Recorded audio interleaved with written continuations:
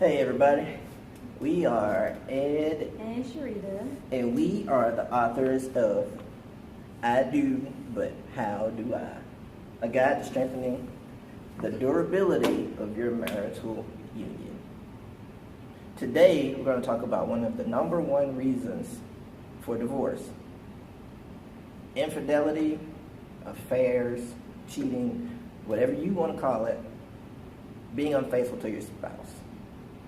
So one of the first questions that we have is, who can an affair happen to? Anybody. But today, we're going to help you to affair-proof your marriage. We're going to speak to the offender or the offended if it's ever happened in your marriage. If it hasn't happened, we want to keep it from happening. So Sharita's going to give us some of the topics that we're going to be talking about in this series. Number one, when you are most vulnerable to having an affair. Number two, what are some of the ramifications of engaging in an affair? Number three, what effect does an affair have on your spouse? And number four, how we can avoid an affair altogether. Yeah. Like, in the words of our pastor, Pastor Van Moody, he sums it up like this. Nobody just wakes up and says, you know what, today, doggone it, today, I'm going to have an affair. Nobody does that. Usually an affair creeps up on us, or it's developed over time, or when we're not paying attention.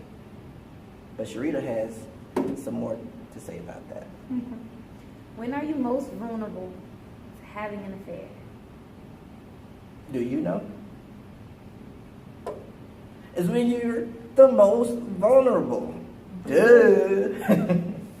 Everybody knows that. Whenever you're vulnerable, whenever you're mad at your spouse, whenever you're not getting the attention that you need, you're vulnerable. Vulnerability is being open. Whenever your spouse isn't filling the voids, you're most vulnerable to an affair.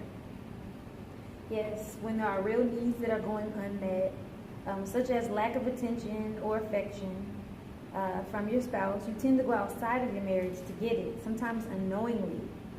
Because there's such a deficit there, you don't know that you're actually doing that. Sometimes you end up in a situation you didn't plan on getting into. And when you're being selfish and considering all your needs and your wants and your desires, it pulls the attention off of your spouse.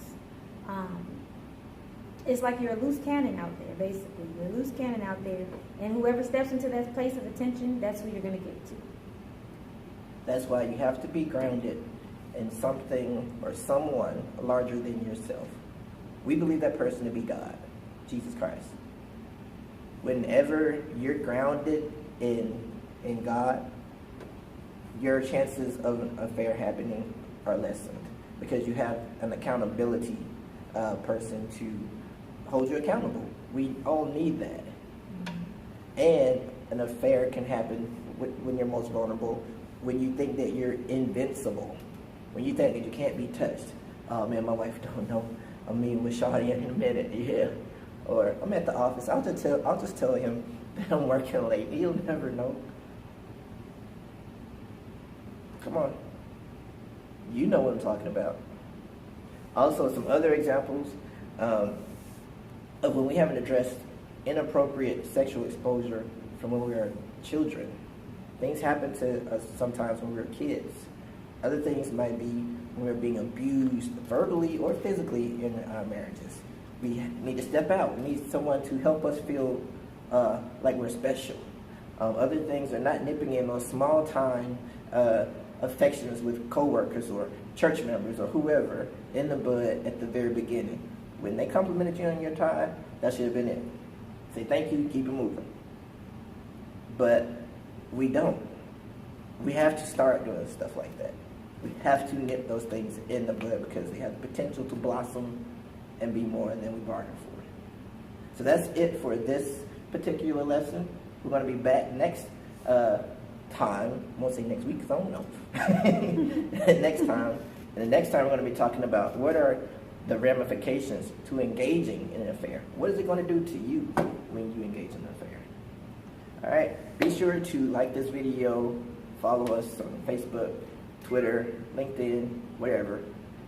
You can pick up our book on our website, edandsharita.com. That's EDANDSHARITA.com, or anywhere books are sold.